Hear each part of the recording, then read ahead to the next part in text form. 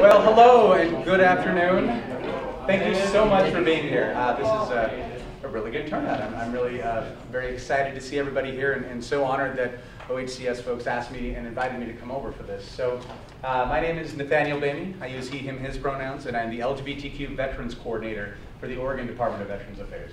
A couple of quick questions that I had for the crowd here. I like to keep my presentations very dynamic and very open. If you've worked with me or seen me before, you do not very often see me in a suit, so you know that I don't like to be in a suit. That being said, if you have questions in the middle of the presentation, please raise your hand. Very, very interactive. There's a lot of information here, and I know I'm certainly not going to be stealing the thunder of my mentor and colleague, soon to be your colleague, Gus Bedwell, but I do certainly want to touch on some things that's important to the work that I do, and then moving forward as we have this conversation. So this is the latter part of the month of June, and June is, of course, Pride Month. Pride Month. Who knows why we celebrate Pride in June? That's the Stonewall. Stonewall. Tell me more about Stonewall. New York. New York. So 1969 was the year for that the club? Stonewall Inn, exactly. It was a bar in downtown New York in, I forget exactly the area, Greenwich Village, I believe? Yeah. Thank you. In 1969 was the year, and for years and years and years and possibly decades, the LGBTQ community had been harassed, pursued, beaten, and killed by the NYPD. So finally, in 1969, people in the community stood up and said, enough. We are going to stop this. You know the old adage, we're here, we're queer, get used to it. That's what started then the 1970 Pride celebrations in June. I know that popular media likes to portray the very first person to start the Stonewall riots as a young, attractive, white gay boy, but it was in fact a trans woman of color. Marcia, her last name escapes me right now. But that is what kicked off the LGBTQ rights movement. And I will tell you that personally, as a cisgender gay identified man, I see all too well what that has brought to me in my life and as a veteran serving. And also, I don't think I really realized the import of gay bars in my life until after the Orlando shooting, which happened about 4 days and 2 years ago. This is a new one for me. Okay, cool, there we go. Sorry, I have not used this setup before, so this is gonna be fun for all of us. So just my quick background here. I've worked about 7+ years now currently serving veterans. My previous experience, and this is pertinent to the audience here, is working with veterans experiencing homelessness. So I ran SSVF programs in Portland, Seattle, and most recently Los Angeles. It was actually this position that got my husband and I back up from LA 2.5 years ago. Still blows my mind that about 3 years ago I was walking the streets of LA, Skid Row, working with veterans down there, and then doing this work up here. Absolutely love this work and so blessed and honored to be doing this work. I'm a veteran myself, still currently serving in the US Air Force. I'm an Iraq veteran. What else did I put on there? Pertinent education, you got all that? Cool. So this position, as you may know, is the only one of its kind in the entire US. I know that there are a couple of other states who are working to get legislation forward for a position like this, but Oregon currently is the only one that has a position like mine. So, objectives for this conversation today, and I like to call this a conversation as opposed to a presentation, because truly that's what this is going to be. And I can certainly gloss over, or rather pass by some of the stuff that the mantle will be then taken up by my friend Gus. However, I do a basic overview of veterans benefits and understanding of what it means to be a veteran, especially as it comes to services for veterans experiencing homelessness. As I mentioned, that's been my bread and butter for the last 4 or 5 years prior to coming into this work. Then I'd like to talk a little bit about the LGBTQ and veteran communities, especially as it pertains to the military community and some of the history and timeline of that, and then round it off again with that understanding, hopefully come to an understanding of, again, those basic resources for veterans and their families experiencing homelessness. So, a quick conversation about language. You probably noticed that I say veterans experiencing homelessness. Anybody know why I use that language as opposed to homeless veteran? So that it's not a label, it's a temporary state of being? It's a situation, exactly. We are not defined by our situations. Veterans are not homeless. Veterans are not schizophrenic diabetic assessor. They are veterans who suffer from schizophrenia, veterans experiencing homelessness. Because we have all, but for the grace of God, gone by situations like this or been close to situations like this. And so an understanding that these individuals, and for me, veterans that we work with are veterans primarily, and that's exactly how we treat them. So again, talking about the language that we use. In ODVA, we are very adamant that when we talk about veterans and what it means to be a veteran, we encourage folks to use the terms, have you served in the US military? Can anybody tell me why that would be, as opposed to, are you a veteran? You always serve. I've heard that a lot of people, individuals, if you don't phrase it that way, they will withhold that information, and then they're cut off from a lot of services. Exactly. When we think of veteran and the way that the veteran archetype is created in our country right now, what do we typically think of? Straight, white, cisgender male. A lot of women do not identify as veterans because they do not consider themselves veterans because they don't fit that archetype. Similarly, LGBTQ folks often do not identify as veterans because of a lot of history that you'll see a little bit of. We ask this question because we recognize service, and there's so many different definitions as to what it means to be a veteran, especially for eligibility for services. SSVF, for example, as a lot of you may be familiar, I love SSVF, I speak very, very highly of it. In order to be considered an eligible veteran for services in SSVF, you have to have served 1 day regular component active duty, so somebody can go in for 5 hours, be discharged with a bad conduct discharge, and still be eligible for SSVF services if they're experiencing homelessness. So it's an incredibly powerful program, and this idea of what a veteran is continually evolving. So in the US, approximately 10 to 12% of the population are veterans or have served. Now this is a little bit different for the state of Oregon. I was roundly corrected about 1.5 years ago when I said one of the contributing reasons may be because Oregon does not have an active duty military base. I amended that to make sure I said Oregon does not have a large active duty military base. Because of course we have the Coast Guard stations on the coast, up and down the coast. About 8% of the Oregon population are veterans. And at ODVA, we serve these 330,000 veterans through the work that we do. Now, I'd like to talk a little bit about the LGBTQ population. Estimates for LGBTQ veterans are very, very hard to get at. One of the reasons being because that question is not asked. It's also because there's such a history of oppression within the military and veteran communities that identifying as LGBTQ when you served was very, very problematic. I use problematic very lightly.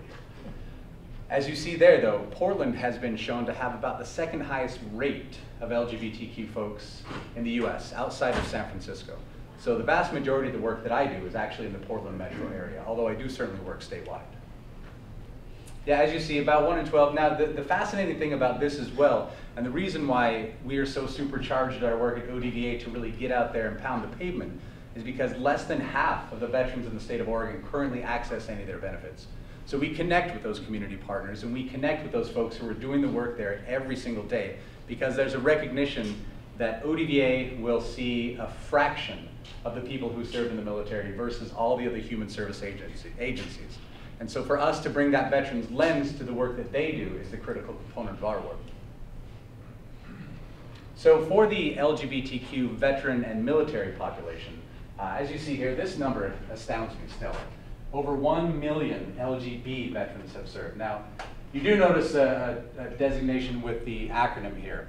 So LGBTQ, for those of you curious, lesbian, gay, bisexual, transgender, and depending on who you ask, Q can stand for queer, it can stand for questioning.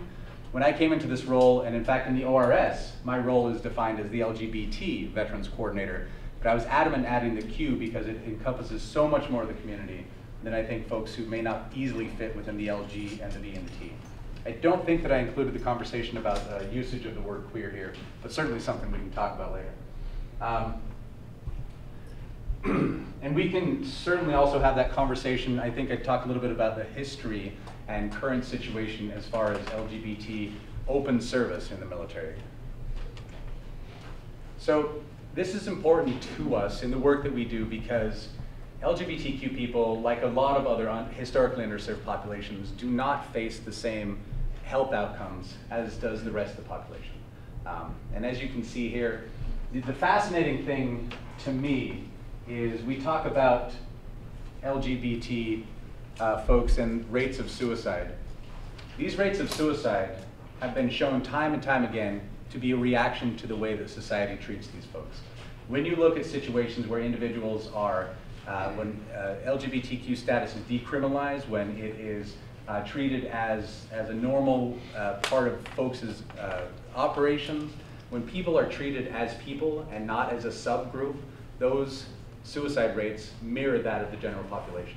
And so to say that being LGBTQ is a mental illness is a huge misnomer. It's the reaction that society has to us. Okay. So talking a little bit about some contextual considerations.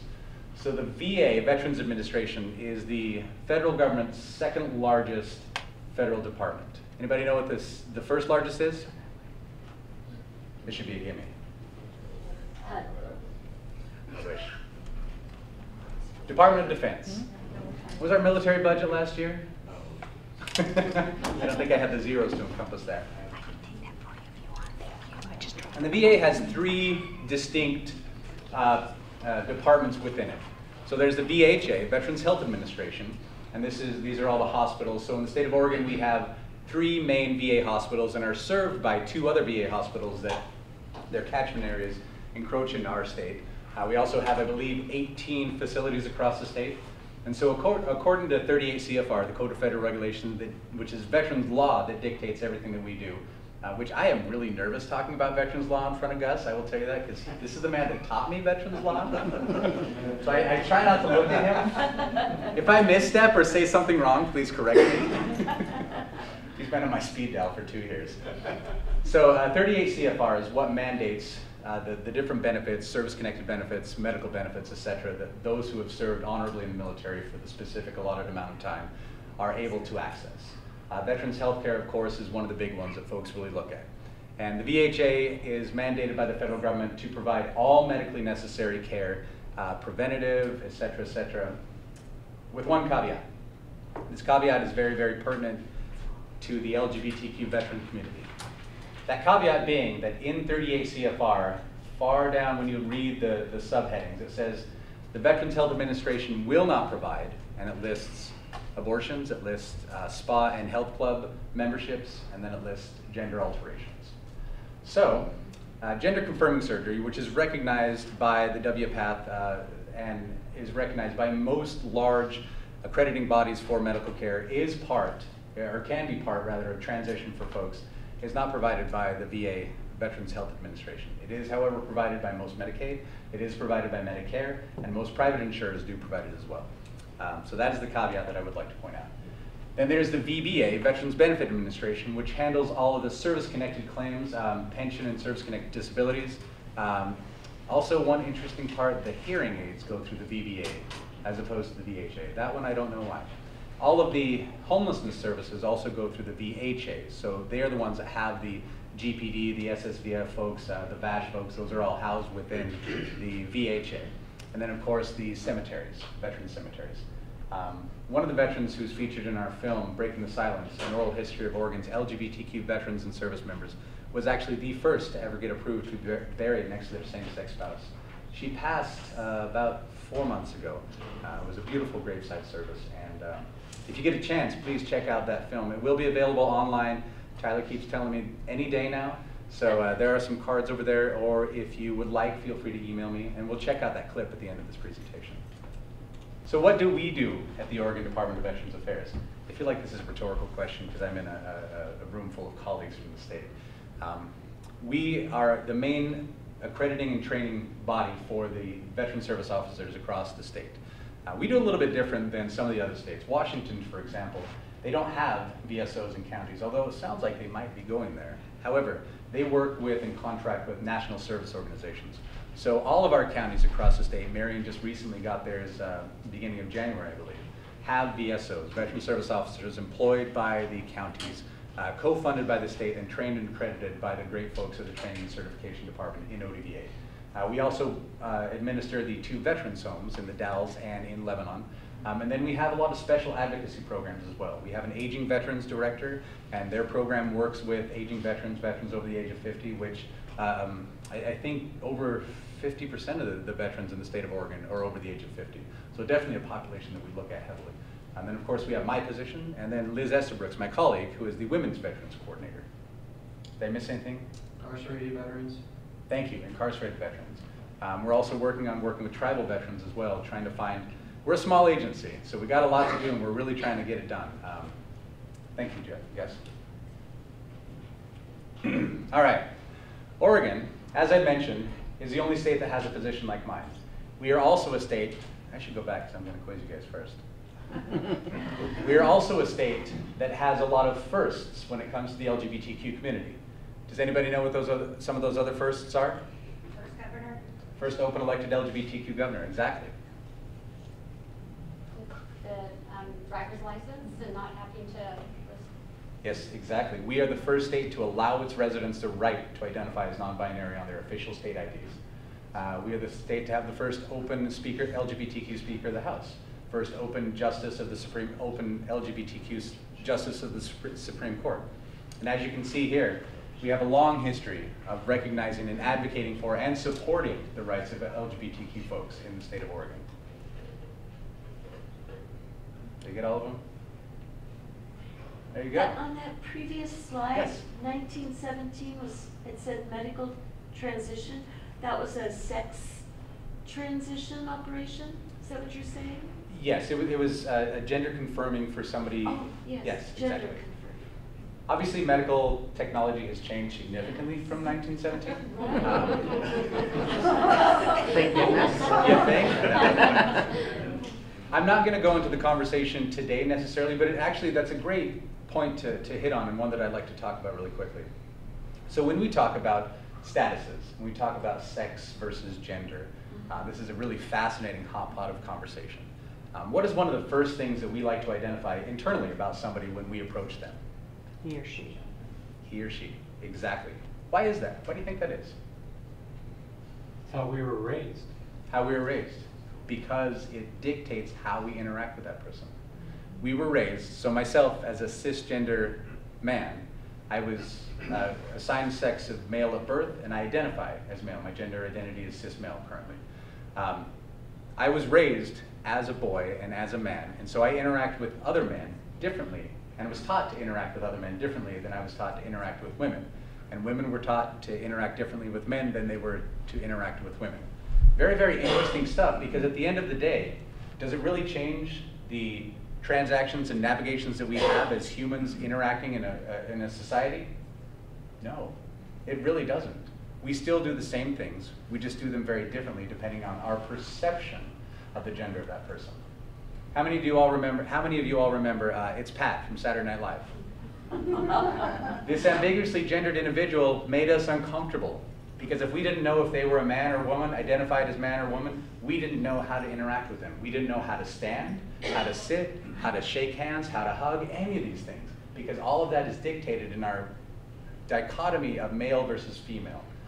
So I'm really proud of Oregon, actually, that we are working to break down that dichotomy and recognize that gender identity is a huge, huge spectrum. And this is the conversation about sex versus gender, who we are versus what we do. Now for me, as a gay man, and this is another bigger conversation as well, sexuality versus gender identity. I'm a gay man, but the only gay thing that I do is I'm attracted romantically and sexually to people with the same gender identity as me. That's it. That's it. There are lots of straight cis men who are much more effeminate and flamboyant, as you like to use that term. I only use that term because I was in a room with a couple weeks ago with some veteran allies, and they said, you know, I almost got that you're a credit to your community sort of thing. And I said, no, wait a second. Wait a second. And there are lots of cis straight women who are more masculine than I am. Masculinity, femininity has nothing to do with who we're attracted to. And so going back to that question about sex versus gender, how do we determine sex? Anatomically? Okay. Medically speaking, there are lots of variations. There's not just one versus the other. Folks are born naturally, both genitalia, neither genitalia, indistinguishable genitalia.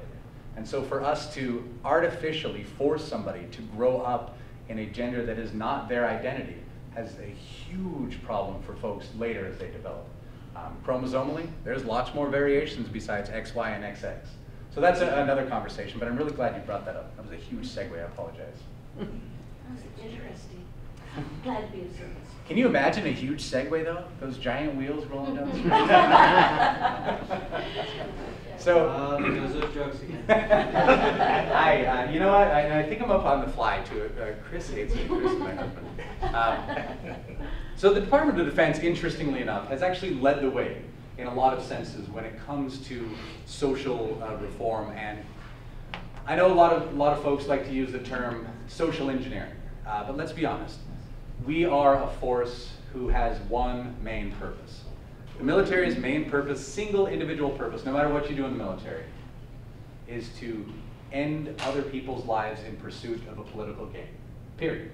Whether you cook, whether you're medical, whether you're finance, whether you build bombs, whether you carry a gun. That is the military's sole purpose. Now the military does a lot of other wonderful things as well, but there's a lot of other organizations who do those things as well. Red Cross, Doctors Without Borders, et cetera, et cetera. So keeping that in mind, it's really fascinating to see that that one single mission has been pushing a lot of reform when it comes to the US. Now, as you see here, in 1954, the US had abolished any segregation, racial segregation within its ranks. When did the, oh my gosh, the Supreme Court case, Brown versus the Board of Education come down, and segregation ended in the US as a whole? About a decade later. About a decade later. And I put this here about the GI Bill and the home loan. However, I want to put this very, very strong caveat that the GI Bill and home loan were not accessible to people equally. Communities of color had a very, very hard time accessing the home loan program because of a lot of very racist policies. And in fact, I tout Oregon's amazing LGBTQ history. We do not have an amazing history when it comes to communities of color. In fact, there are titles for homes that still existed as little as 5 years ago where the person who signed it on the deed said, you will not sell this to a black family. This is Oregon. But looking at some things like pay transparency, for example, you know exactly what somebody gets based on the stripes on their arm and how long they've been in. You know exactly. There's no guessing. Like we have pay transparency as well in the state of Oregon. I can look at any of your titles and see what your job is, and I can go into the budget of OHCS or ODDA and I can see what your specific salary is. Universal health care. Everybody who's in the military, no matter what, as long as you are still in the military and all of your dependents have health coverage. You also get basic subsistence and basic housing allowances as well while you're serving your country. So, slides got jumbled, that's cool. All right, so shifting gears rather dramatically to, we're gonna have a conversation about Don't Ask, Don't Tell. I wonder if I can go find history of DO. Nope, that's okay. So Don't Ask, Don't Tell. I served under Don't Ask, Don't Tell. I enlisted September 5th of 2001, and for the vast majority of my military career, Don't Ask, Don't Tell was in place. Don't Ask, Don't Tell was a 1993 policy, a compromise of sorts by President Bill Clinton to allow LGB folks to serve in the military. What it did was it made it possible for folks to join without answering the question. If I remember correctly, it was question 52 on my MEPS application that had been marked down. Are you a homosexual? So the full policy name was Don't Ask, Don't Tell, Don't Harass, Don't Pursue. So nobody could ask you this question. However, once there became that suspicion, once there became that perception, once somebody thought that you may be gay, that's when it started. They had special units within each military branch, OSI, Office of Special Investigation, whose sole purpose and job it was to root out these terrible homosexuals. If you get a chance to watch that film, actually, Linda Campbell, Lieutenant Colonel Linda Campbell, tells her story when she graduated OCS. Just a phenomenal, phenomenal story. To give you a little bit of an idea as well, on a veteran's DD-214, their record of discharge paperwork, there's a couple of sections that are very important to us. First in the veterans realm of the work that we do, but also as a paper that shows your service. Your separation code, your character of separation, and your narrative reason for separation. So as you see there were 4 words that had the word, or 4 separation codes, excuse me, that had the word alcohol in them. 12 that had the word drug in them. A full 21 separation codes had the word homosexual in them. 21. The military had 21 different ways to say they were kicking you out because of the perception of homosexuality. And that reason, that separation code has a narrative reason for separation that is written out on your DD-214.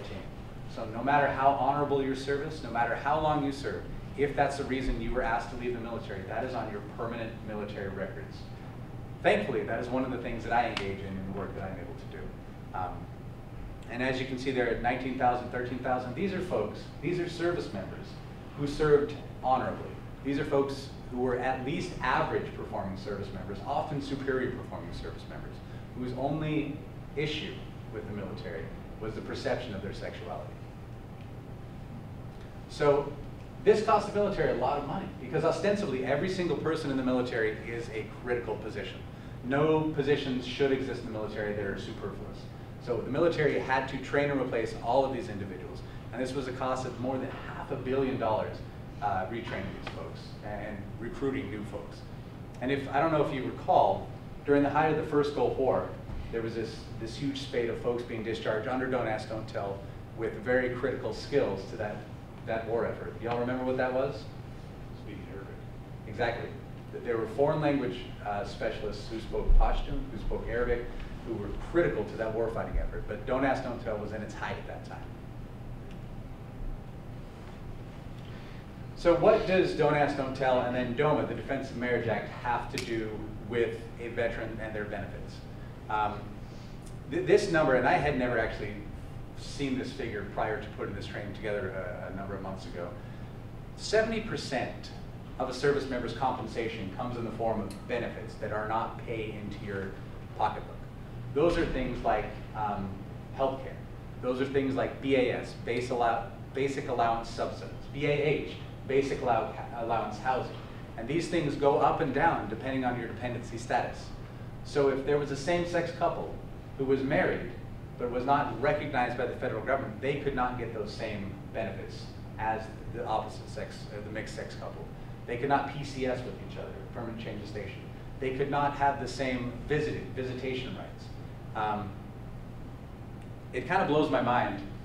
I think now DOMA, it was 2 years ago yesterday that DOMA was formally applied in place, or excuse me, repealed in place. Not 2.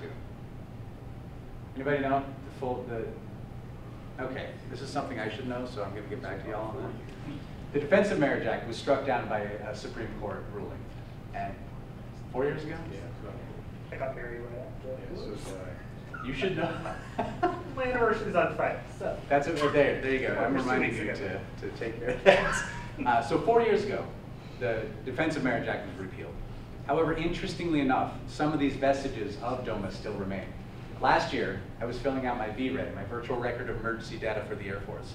And I went in to select my emergency contact. And in the pull-down menu to identify this person's relationship to me, it popped up a box that said, please note, this is 2017 that I got this notification, 3.5 years after DOMA was repealed. It said, please note, the Defense of Marriage Act defines marriage as being between a man and a woman, and you cannot designate somebody of the same sex as your spouse. I went to my colonel and I said, sir, respectfully, what the hell is this? He said, Sergeant Boehme, there are cobwebs that we're working out. And I said, sir, I'm pretty sure the cobwebs never completely invalidated your commitment to your spouse of a life, your lifelong commitment to your spouse. And he looked at me and said, you're right. They've since fixed that, but definitely, it's very odd to see these things still happening. So just a quick timeline here. I don't have a clock at all, do I? There we go.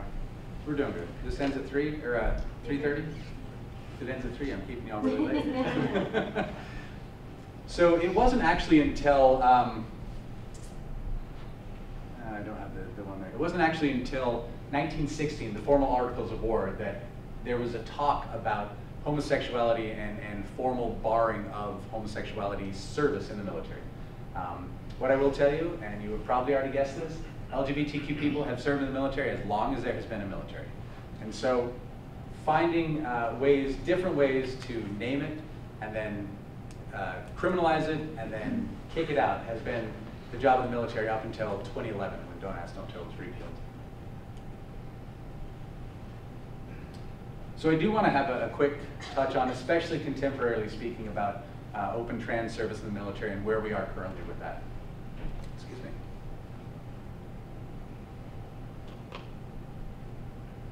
So I use a term up front. I said I identify as a cisgender gay man.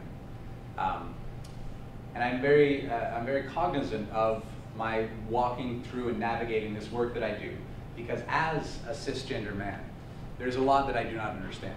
There's a lot that I do not know. And that has been my biggest learning curve, truthfully, in this work that I've done, is working with the trans veterans that I've had the privilege of encountering.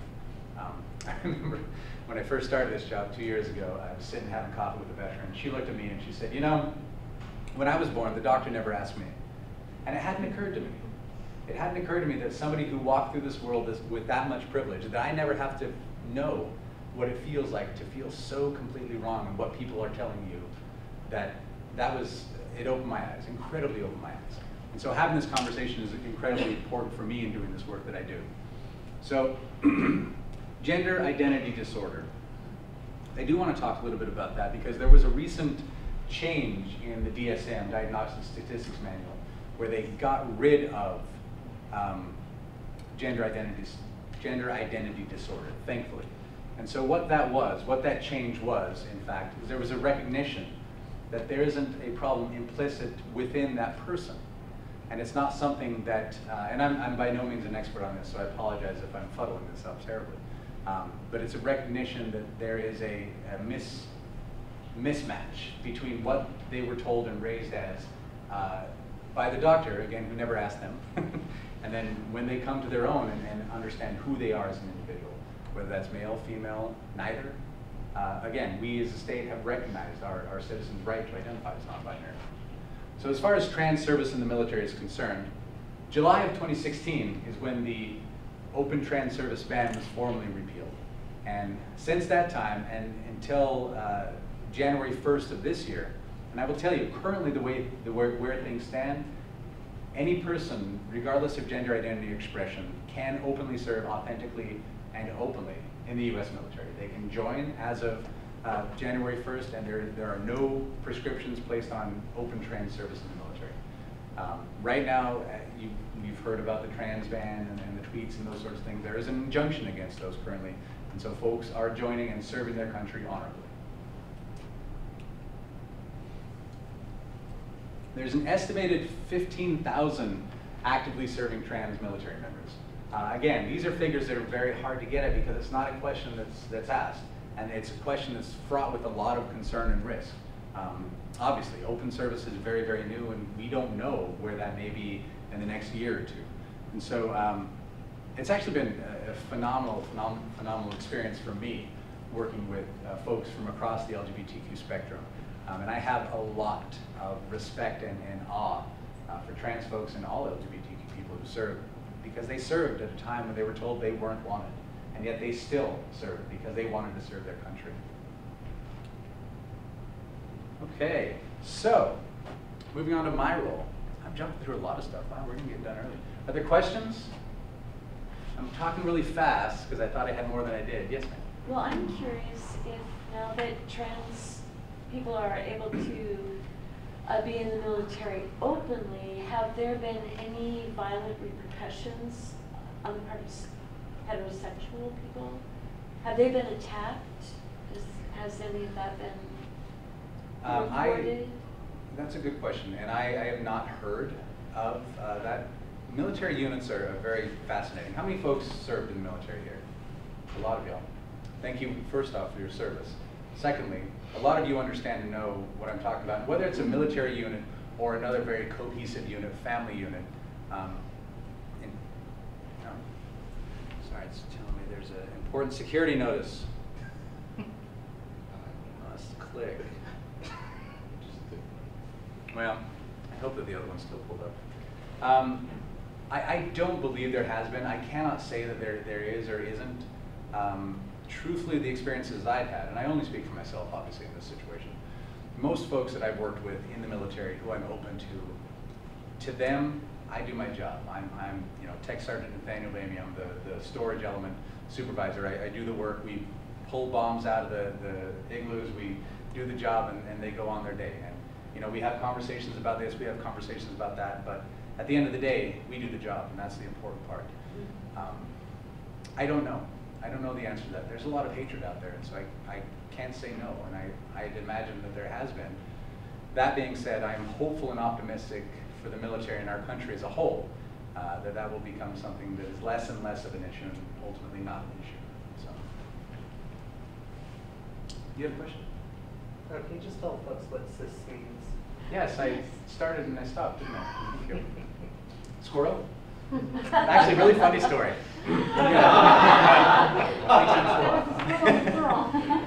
I was visiting my folks. So my dad is a 73-year-old Vietnam veteran. My mother's 72-year-old. They still live in Wyoming, rural Wyoming, where I was born and raised. They recently got a new car. And so I'm sitting in the car helping mom figure out the Bluetooth and the technology, the heads-up display. Really funny altogether interaction. But she's in the driver's seat. I'm in the passenger seat. We're sitting at home. I'm talking to her. I'm like, hey, Mom, do you? And she's like, yeah, well, how would you? Boom, 2 seconds later, squirrel. She says squirrel. There was an actual squirrel running across the fence, and she squirreled a squirrel. I have never seen that happen. Yes, it was hilarious. I adore my folks. I'm the youngest of 6 kids. So, cisgender, thank you for reminding me. So I identify as cisgender. Cis meaning same in Latin. When I was born, I was assigned male at birth, and I identify as male. So for folks who do not identify with their birth assigned sex or gender, trans, for example, transcending, you know, it's kind of a cool term to think about it. They've been able to transcend that which what the doctor had told them. And there's a lot of more nuances within gender identity that I'm not overly familiar with, and I'm certainly not an expert about, but it's as varied as people's personalities are, people identify that way. And it's beautiful. It's truly beautiful, because I can't imagine living in a world where everybody thought, right, we have these 2 boxes, we have to be so concretely pigeonholed within these boxes that there's no variation. I think it's phenomenal. I use the word phenomenal a lot. So my role came about as a result of Senate Bill 946 in the 2015 legislative session. And I was given a couple of mandates by the legislature. I was given the mandate of working with LGBTQ veterans and their families for military records corrections. I stress military records corrections and not just discharge upgrades, because there are a lot of veterans out there who have honorable discharges, but again, whose narrative reasons for separation, say homosexuality or homosexual conduct. That means whenever they go to utilize their rightfully earned veterans benefits, they have to out themselves whenever they put that document down. And this has very real ramifications. Excuse me. I was working with a veteran a couple of years ago who had that on his DD-214. 10 years ago in Portland no less, he went to the VA hospital to get life-saving emergency care for an infection in his arm when he was working on the shed outside. Put his DD-214 down, had homosexual conduct in the narrative reason for separation. They initially denied him that life-saving care. He would have died had he not been able to advocate for himself standing right there. I can't imagine how many folks may not have been able to advocate for themselves in that situation. So working to change that narrative reason for separation. Also working with trans veterans to change their DD-214 so it has their name on it, not their dead name, their true and authentic name. Again, so that they don't have to out themselves when they use their rightfully earned veterans benefits. I'm also a VSO, Veteran Service Officer, accredited by the state, accredited by this man right here. Keep calling me out. So I work with veterans for service-connected claims, non-service-connected pension, things of that nature, connection with state and federal benefits. Honestly though, the bulk of my work and the biggest job that I have seen was something that I had mentioned a little earlier. In Oregon, we are blessed to have a lot of amazing LGBTQ serving organizations. There are wonderful, wonderful organizations out there working with the community in all facets. And there are a lot of amazing veteran serving organizations out there working with veterans. However, they don't have a lot of knowledge or understanding of each other's communities. And as I told you, we as the LGBTQ community have served since the military existed. And so I take that LGBTQ lens to the veteran serving organizations and I take that veterans lens to the LGBTQ serving organizations. My ultimate goal is to put myself out of a job. I want every veteran in the state of Oregon to walk into a VSO office, to walk into any sort of service office, whether it's a veteran service office, an LGBTQ service office, and they get that same understanding. They get that same, I'm going to hold that because I talk about it on the slide later. But I do also get to help shape and inform the legislature and the laws that are made in this state. In September sometime, and I'm working on that apparently, I report out to the legislature on the work that I've been able to do. And I will tell you, not a single day goes by that my work is not different. Yeah, it is my next slide, sweet. So what does this mean for us and the work that we do? So are all of y'all from OHCS here? Sorry, raise of hands, who is not OHCS? Wonderful. What are some of the work that you all do? Higher Education Coordinating Commission. Wonderful, thank you. Oregon State Parks, we serve the service-connected disability veterans, Okay. giving them discounts to access our services. Nice, nice. Some other ones? Water resources. Great. All of us are state employees though? This is cool. Okay, very nice. So yeah, this is important to us, not only because of a human dignity and human rights aspect, but federal law does have some protections when it comes to sexual orientation and gender identity. The EEOC, Equal Employment Opportunity Commission, has determined that sex is a federally protected category for employment purposes, and sexuality and gender identity fall underneath that. However, we as a country do not have protections in things like housing. We do not have protection in things like public accommodations. We do not have protections that the civil rights movement gave a lot of folks in communities of color for the LGBTQ community. There has been an equal rights amendment sent out a couple of times. In fact, I think there's still a bill sitting in the Senate right now for that. But that, as of yet, has not been approved. So it's also important to us because, as I mentioned before, that veteran should be able to walk into any office anywhere and get the same treatment. Now, this is one that I do frequently, and I think I'm getting better. It's got a pointer on it. I don't know, is that? Okay. You guys, is this an Oregonian thing? You guys, is this something? I hear it a lot. So working with folks, I think it's really important that we understand, as we talked about that broad spectrum of gender identity, and this is something that we fall into a lot in the veterans world because we say sir and ma'am a lot, and I just said a little bit earlier. I have to check myself every once in a while. This veteran should be able to walk into any office that they are seeking services from and not worry about being misgendered, regardless of their gender identity. Not worry that if they say spouse, it's going to be the assumption that it's somebody of the opposite sex. And so working within ourselves, something that I'm currently working on as well. One thing I like to tell folks, especially you think about the VA. So this monolith of VA healthcare provision up in Portland, for example, they have 6-story buildings. You can have the most trained and highly proficient medical professional sitting in their 6-story office in the Portland VA. But the second that trans veteran walks in the front door and is misgendered, they will never see that provider.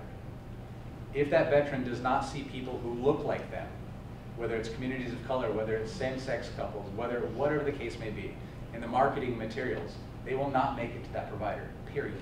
And so it is up to us to make that welcoming environment for those folks. I've gone to a number of different locations and they have these amazing walls of photographs, and I said, these are awesome. They're all white men. Are those the only folks who serve in the military? Absolutely not. So making sure, and I feel like ODVA has done a pretty good job at that, and we're really working on that. In fact, our Vets News magazine has an article about Linda Campbell. Beautiful, beautiful article. Who did write that? Was that Tyler? I think Tyler wrote that. Awesome, okay. And then it was the magazine prior, the first time we had a female veteran on the cover of our annual magazine. Was that the first time? That was the first time. Oh, our comms folks got a lot of calls about that one. And we dealt with it. Very professionally, exactly. I'm really, really proud of the state of Oregon and ODVA, truthfully. Okay. Okay, did that, awesome.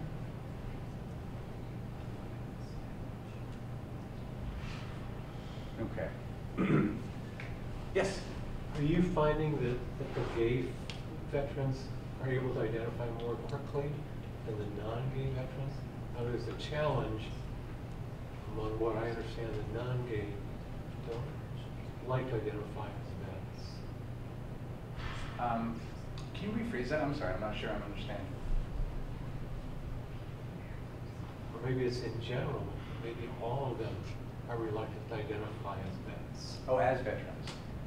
That's a really good question. So, and I had this conversation with one of my colleagues a little while ago at PSU, in fact.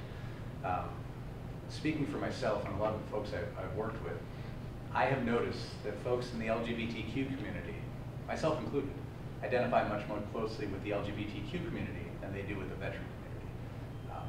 There's a lot of history behind that, obviously. I have really been lucky in this position to bring that recognition, to allow folks a space to be recognized for their service. A lot of people here, thank you for your service, but if you don't feel comfortable identifying as a veteran because the VA hasn't treated you right or because the military didn't treat you right, it doesn't matter. And so finding a way to help shape those spaces has been incredibly important. One of the cool things I get to do is go to all the different pride festivals across the state. My boss, Mitch, I think, was having kittens when I first came on board, because prior to me even starting, I was emailing him from my personal email saying, look, it's May, next month is June, I gotta hit this travel schedule, and I did, and he supported me for it, thankfully. But I get to be there in these festivals, these pride festivals, where it's a community of us getting together, our family getting together and expressing ourselves and being together. And I got to be there as the veterans LGBTQ representative. And the reactions I got were all over the board. At first it was, oh, hey, it's great that you're here, thanks for being here. And I stopped and I said, hey, let's have a conversation about what I do and why I'm here. And I'll tell you, at the Portland Pride Festival just this last year, 2 weekends ago, four different people walked away in tears because they said, I have never been able to see this, to see the representation of my community and my service in this situation. I don't know if that answers your question, but that's been one of the most powerful parts about my job, truthfully, for me. And so this is really important also with us as state agencies working with folks experiencing homelessness, for example. And I know you see the facts and figures here about LGBTQ folks and veterans in relation to experiencing homelessness. However, one thing that I do want to say, and this is something that I really foot stomp a lot in the work that I do. So I'm an Iraq veteran. When I came home in 2006, I was greeted by my family. I was greeted by my loved ones. I got thanked for service. We went out, in fact, to a Sizzler, of all the things that stick in your mind. Went out to a Sizzler, and somebody bought my dinner for me because they were told by my folks that I had just gotten back. This is not at all true for those who came back from Vietnam. When folks came back from Vietnam, they were spat on. Yes. Rotten vegetables were thrown at them. They were called baby killers. In the work that I did with veterans experiencing homelessness, that is a key demographic that I saw on the streets. And I truly think, this is my personal opinion, not that of the state, obviously, I truly think that that is one of the biggest disservices that we have done to our veteran community, is what happened to those Vietnam veterans and the fact that we have never stood up as a nation and tried to make it right. I do know that that is something in OVVA that we have a lot. In fact, Mitch Sparks, our acting director, just recently issued a statement on Vietnam Veterans Day regarding that. And so it's been a huge thing for me to see that contrast between the current conflicts and the Vietnam War. Okay, let's jump over that really quickly. So, any questions before I go into my last little part here? Cool. So you've heard me fawning about SSVF. And I don't even need these slides, I love it that much. So SSVF, Supportive Services for Veteran Families, was actually part of the 2000, doggone it. This is what happens when I put things in different orders. SSVF, Supportive Services for Veteran Families, was part of the 2008 initiative by President Obama to end veteran homelessness. How many of y'all remember HPRP, the HUD program? Homelessness Prevention Rapid Rehousing Program, is that what it was? So that discontinued program is what SSVF was loosely based upon. SSVF is extremely powerful in the sense that it can provide a whole host of things to veterans and their families experiencing homelessness. Which, by the way, that VA program allows veterans to define their own families. No marriage certificates are needed. No birth certificates are needed. If these people live in your household and they are considered your family, they are considered family for the purposes of SSVF. And of course, a quick caveat, none of these programs are administered by ODVA, but I can certainly put you in touch if you are not already with your SSVF folks. SSVF has the ability to rapidly rehouse folks through a number of ways, working with community partners to identify that housing, to really quickly engage with those folks and get them housed as quickly as possible. It's a housing first program, meaning it recognizes that housing is a critical component to people's recovery, whether that's recovery from homelessness, recovery from substance use disorder, or mental health concerns. And so it's not that old adage of, well, you have to get clean and sober before we're going to house you sort of thing, because it's an important recognition that housing is a key component to those recoveries. It's a very powerful program in the sense that it can provide a host of services to include, I think that the big one that people like to talk about is the TFA, Temporary Financial Assistance. It can provide deposit assistance, it can provide educational assistance that's related to housing stability, it can provide moving assistance, and as I mentioned before, the only veteran eligibility that somebody has to have is 1 day regular component active duty service and any discharge but dishonorable. Any discharge but dishonorable. Yes? You know, I know nobody's asked this question, but maybe you might want to touch on, we keep talking about active duty, touch on the difference between a person who's active duty and a person who is like in your capacity with the National Guard, reserves, that type of component. I have 4 minutes left. And that is your job, coming up in 2 weeks. Don't search me out. I will tell you. Good job. We are losing a rock star in Gus. I'm really happy for OHCS, but I'm really sad for ODVA. But we have a great certification and training team besides, but definitely going to miss you, Gus. So, SSVF is a rapid housing first program that the VA administers. Now it's administered by community organizations. So in Oregon, for example, Access and Bridges does SSVF programs, Community Access Programs does it across the state. TPI, Transition Projects, is the main SSVF administrator for the Tri-County and Multnomah County area, but it's a grant given to nonprofit agencies to do that work. A really, really powerful program. In fact, I was reading a news article the other day about Los Angeles, Mel's stomping grounds, and it looked like they've seen a 15% decrease in veteran homelessness, which is huge for LA County. LA County has the highest population of veterans experiencing homelessness, and it still miss at work every day, but it's amazing to see that they've had so much success. GPD, Grants and Per Diem. GPD is a transitional housing program, up to 2 years that the VA pays on a per diem or per night basis for, again, these local providers. I don't think the Salem area has any more GPD providers. In Portland area, there are 3, but it's working with veterans who are on the streets to get them into a transitional housing program while permanent and stable housing is identified.